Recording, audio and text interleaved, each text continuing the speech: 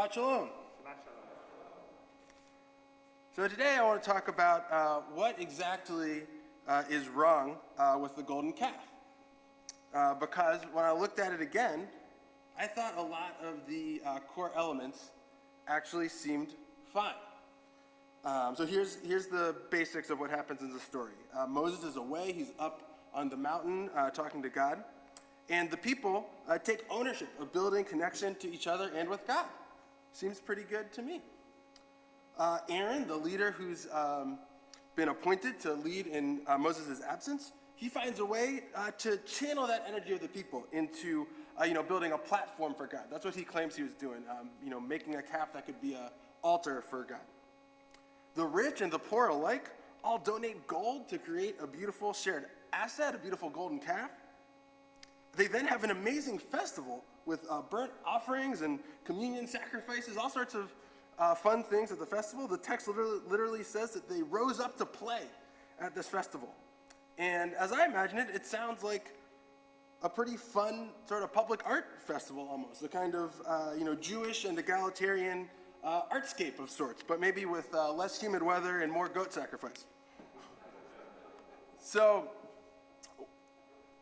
what is wrong with the golden calf? Because as I read that story, I see the kind of Jewish community action that makes our people strong, the kind of thing that keep me coming back to Beth Am. It's, the Jews who built the golden calf were, finding creative ways to make meaning when they felt lost. They were taking ownership for connecting with each other, even in the absence of their charismatic leader. Aaron, modeled flexible Jewish leadership by accepting and channeling the passion of the Jewish people towards holy ends. And the people themselves found joy and connection and sacredness in community. So that all seems pretty great to me. But, if you read the rest of the portion, it's really clear that it was not okay. Chapter 32, verse 11, my wrath may flare against them and I will put an end to them. So God, is literally just ready to cut off the whole relationship with the Jewish people just over this episode. In verse 27 of chapter 32, he tells all the Levites to put every man a sword on his thigh, cross over and back from gate to gate in the camp, and each man will kill his brother, and each man his fellow, and each man his kin. And it then says that over 3,000 men of the people fell this day. So that, in order to account for the sin of the golden calf, God basically incites almost like an internal Jew-on-Jew pogrom. So there's this incredible violent event within the community. And then at the end of the chapter, it says, the Lord scourged the people for having made the calf that Aaron made. So it's not just that, the portion is not just communicating that the golden calf was bad. It was that it was cataclysmically bad, that God was ready to wipe out the entire people, that the only way to go on required this massive, horrific episode of internal violence. And to me, the obvious takeaways from that are pretty unsatisfying. What are we going to do as a community with God's extreme anger about the golden calf? Just be really careful about not doing anything that could be construed as idolatrous?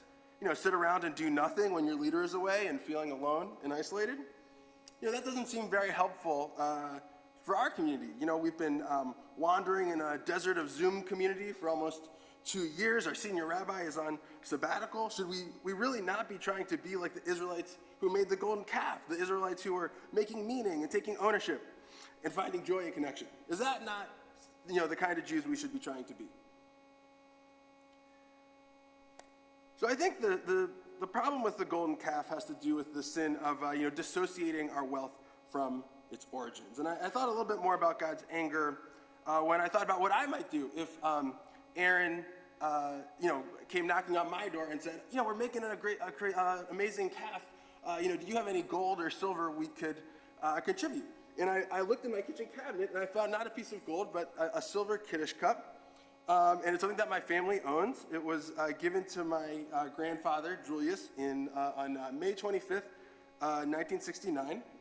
And it was given to him in recognition of his decades of service to Chizuk Emuna's building project in Baltimore County. And I want to say about my grandfather that he set an amazing example for our family of dedication to the Jewish community. It's an example that I try to follow. I'm proud to be raising my son Gary here in Baltimore as the fifth generation of our family to grow up in the Baltimore Jewish community. But I also want to be honest that I'm a little uncomfortable with the legacy of this Kiddush Cup here. My grandfather was playing basically an instrumental role of moving Chuz Gemuna, which was one of the largest Jewish institutions in Baltimore in the mid-20th century, out of this building that we're in here. He was moving Chuz Gemuna out of Baltimore City during a time of massive white flight from Baltimore. And he was in a position to play that role in the community because he was, a well-regarded real estate lawyer at Blaise & Rosenfeld.